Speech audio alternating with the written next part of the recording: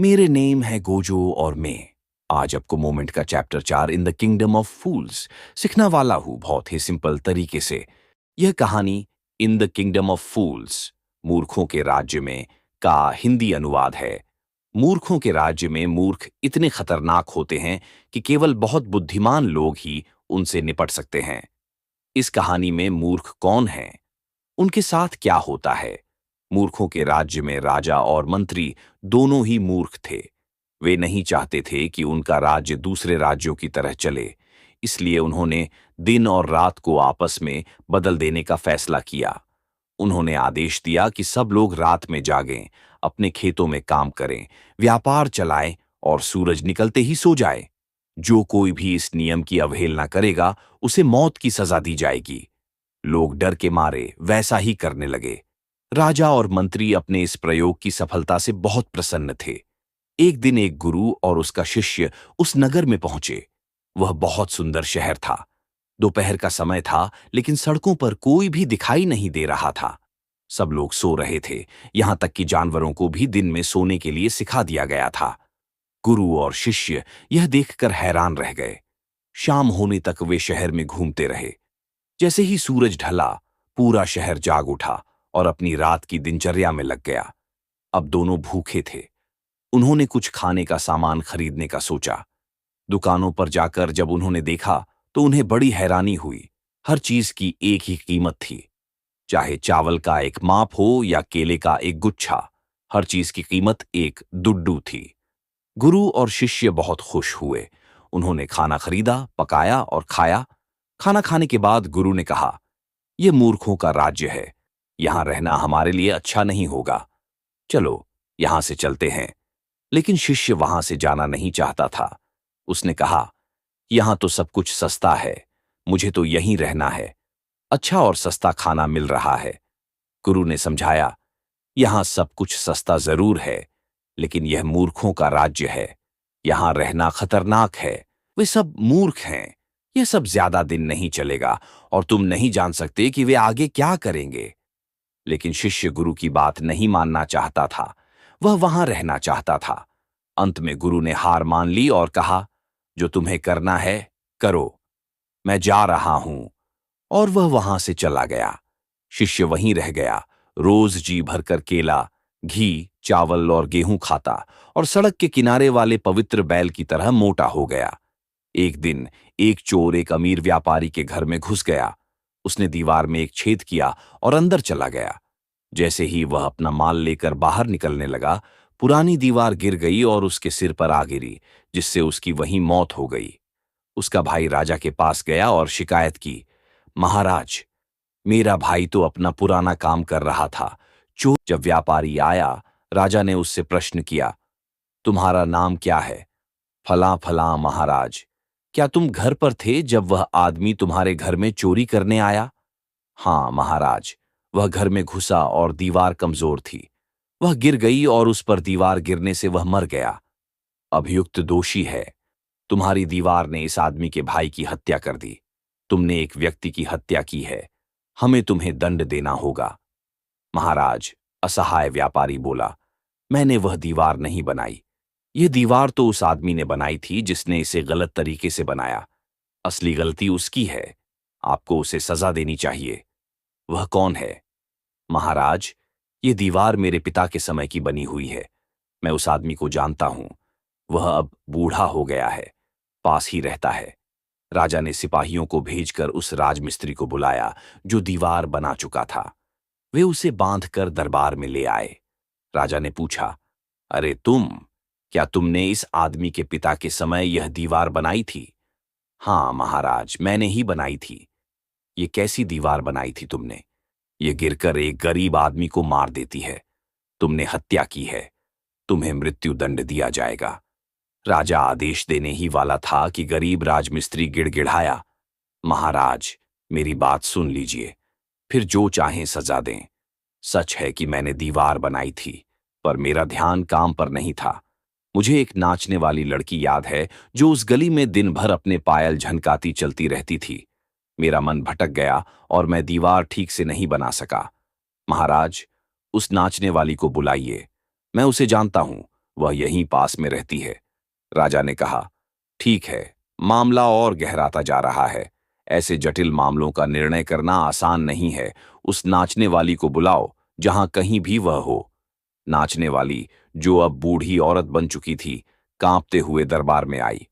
राजा ने पूछा, क्या तुम कई साल पहले उस सड़क पर ऊपर नीचे चलती रहती थीं, जब यह गरीब आदमी दीवार बना रहा था?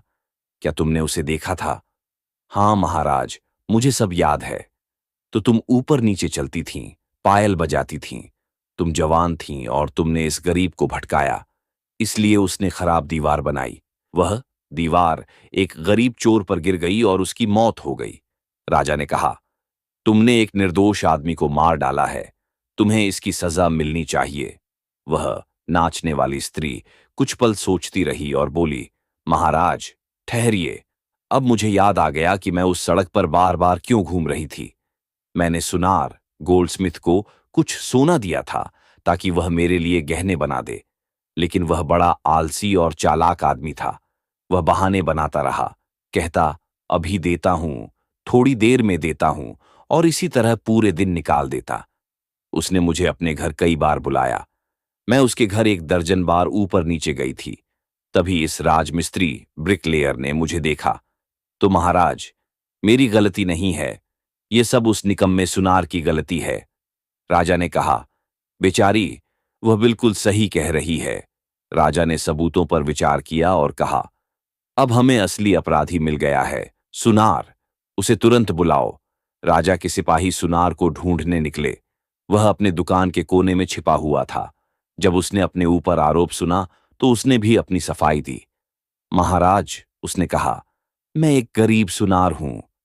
हाँ, ये सच है कि इस नाचने वाली को मैंने कई बार अपने दरवाजे से लौटा दिया, लेकिन ऐसा इसलिए किया क्योंकि मैं उसके गहने नहीं बना सका था।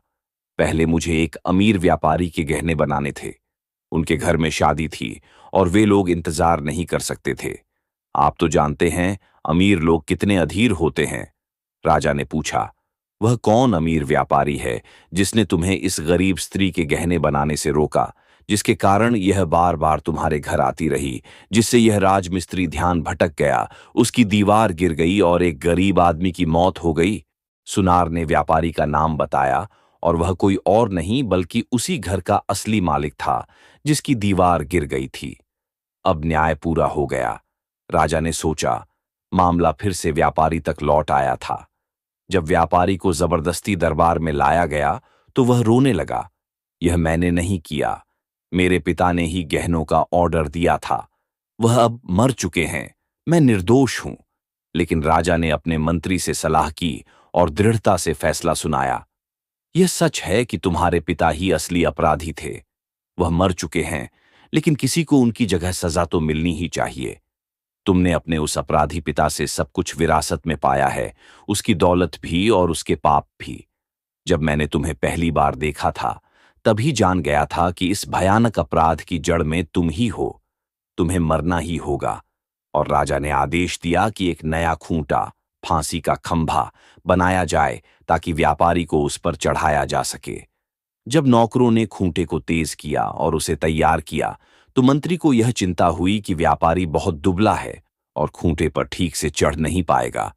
उसने राजा से कहा कि यह ठीक नहीं होगा। राजा ने थोड़ी देर सोचा और बोला, अब क्या किया जाए? तभी उसे एक उपाय सूझा। हमें बस कोई ऐसा आदमी चाहिए जो इस खूंटे में फिट हो सके, यानी कोई मोटा आदमी। फौरन ही नौकरों को पूरे नगर में भेजा गया ताकि वे ऐसा कोई मोटा आदमी ढूंढें जो खूंटे में फिट हो सके। और तभी उनकी नजर उस शिष्य पर पड़ी जिसने कई महीनों से केले, चावल, गेहूं और घी खाकर अपने शरीर को खूब मोटा कर लिया था।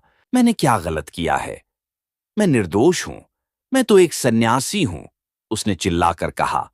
यह सच हो सकता है, वे बोले, लेकिन यह राजा का आदेश है कि हमें किसी मोटे व्यक्ति को ढूंढना है जो इस खूंटी स्टेक के लिए फिट बैठे। फिर वे उसे फांसी देने के स्थान पर ले गए। उसे अपने बुद्धिमान गुरु के शब्द याद आए, यह मूर्खों का नगर है, तुम नहीं जानते ये आगे क्या करेंगे। मृत्यु की प्रतीक्षा करते हुए उसने मन ही मन अपने गुरु को पुकारा कि वे जहां कहीं भी हों, उसकी पुकार सुने। गुरु के पास जादुई शक्तियां थीं। वे दूर की चीजें देख सकते थे और भविष्य भी उतनी ही स्पष्टता से देख सकते थे जितना वर्तमान और अतीत। उन्होंने अपने शिष्य को संकट में देखा, जो खाने के लालच में इस मुसीबत में फंस गया था।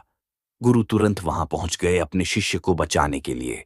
जैसे ही वे पहुंचे, उन्होंने शिष्य को डांटा और उसके कान में कुछ फुसफुसाया। फिर वे राजा के पास गए और बोले, हे बुद्धिमान राजा, बताइए, गुरु बड़ा होता है या शिष्य? राजा बोला, निश्चित ही गुरु बड़ा होता है, इसमें कोई संदेह नहीं। पर तुम यह क्यों पूछ रहे हो? गुरु बोले, तो पहले मुझे फांसी पर चढ़ाइए और मेरे शिष्य को मेरे बाद। जब चेले ने यह सुना तो वह समझ गया और चिल्लाने लगा, पहले मुझे? आप मुझे पहले यहां लाए थे। पहले मेरी मृत्यु हो, उसकी नहीं। अब गुरु और चेला इस बात पर झगड़ने लगे कि पहले कौन मरेगा। राजा उनके इस व्यवहार से हैरान हो गया। उसने गुरु से पूछा, तुम मरना क्यों चाहते हो? हमने उसे इसलिए चुना क्योंकि हमें एक मोटे आदमी की जरूरत थी जिसे जलाया जा सके। गुरु ने कहा, आपको ऐसे सवाल नहीं पूछने चाहिए, पहले मेरी मृत्यु हो। राजा ने कहा, क्यों? इसमें जरूर कोई रहस्य है। आप एक ज्ञानी व्यक्ति हैं, मुझे समझाइए। गुरु ने पूछा, अगर मैं बताऊं तो क्या आप वादा करते हैं कि आप मुझे मार देंगे? राजा ने गंभीरता से सिर हिलाया और कहा, हां, मैं वादा करता हूं।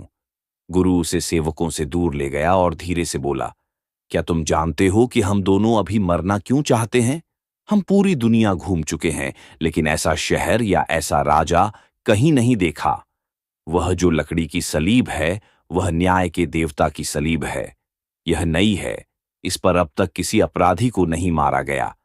जो भी सबसे पहले इस पर मरेगा, वह अगले जन्म में इस देश का राजा बनेगा, और जो दूसरा मरेगा वह मंत्री बनेगा। हम अपने तपस्वी जीवन से ऊब चुके हैं। थोड़ी देर राजा और मंत्री बनकर सुख से रहना अच्छा रहेगा। अब अपना वादा निभाओ महाराज, हमें मार डालो, पहले मुझे याद रखना। राजा यह सुनकर गहरी सोच में पड़ गया। वह नहीं चाहता था कि अगले जन्म में कोई और राजा बन जाए। उसे समय चाहिए था, इसलिए उसने आदेश दिया कि फांसी अगले दिन तक टाल दी जाए और अपने मंत्री से गुप्त रूप से कहा, यह सही नहीं होगा कि अगले जन्म में हमारा राज्य कोई और ले ले। हम दोनों ही स्टेक सलीब पर चढ़ेंगे और अगले जन्म में राजा और मंत्री बनेंगे। साधु झूठ नहीं बोलते। मंत्री ने सहमति जताई। फिर राजा ने जल्लादों से कहा, आज रात हम अपराधियों को भेजेंगे। जो पहले आए उसे पहले मारना, फिर दूसरे को। गलती मत करना। उस रात राजा और मंत्री गुप्त रूप से जेल गए, गुरु और चेले को रिहा किया और खुद को उनके जैसे वेश में भेष बदल लिया। योजना के अनुसार वफादार सेवकों ने उन्हें पकड़कर सलीब पर चढ़ाया और तुरंत मृत्यु दे दी। जब मृत शरीरों को नीचे ले जाकर कौवों और गिद्धों के आगे फेंकने के लिए लाया गया, तो लोग घबरा गए। उन्होंने राजा और मंत्री के मृत शरीर देखे। पूरा नगर अफरा तफरी में था। पूरी रात लोग शोक मनाते रहे और राज्य के भविष्य के बारे में चर्चा करते रहे। कुछ लोगों को अचानक गुरु और उनके शिष्य की याद आई, और वे जब चुपके से नगर छोड़ने की तैयारी कर रहे थे, तब लोग उनके पास पहुंच गए। हमें एक राजा और एक मंत्री चाहिए, किसी ने कहा। बाकी लोग भी सहमत हो गए। उन्होंने गुरु और शिष्य से विनती की कि वे उनके राजा और मंत्री बन जाएं। शिष्य को मनाना आसान था, लेकिन गुरु को मनाने में थोड़ा समय लगा। आखिरकार गुरु और शिष्य दोनों ने शर्त पर सहमति जताई। वे तभी राज्य का शासन संभालेंगे जब वे पुराने सभी कानूनों को बदल सकें। फिर उस दिन से रात रही और दिन फिर से दिन बन गया, और अब किसी भी चीज के लिए एक दुड्डू सिक्का में कुछ नहीं मिलता था। राज्य अब किसी आम राज्य जैसा बन गया था। एक कन्नड़ लोक कथा, ए के रामानुजन की भारतीय लोक कथाएं से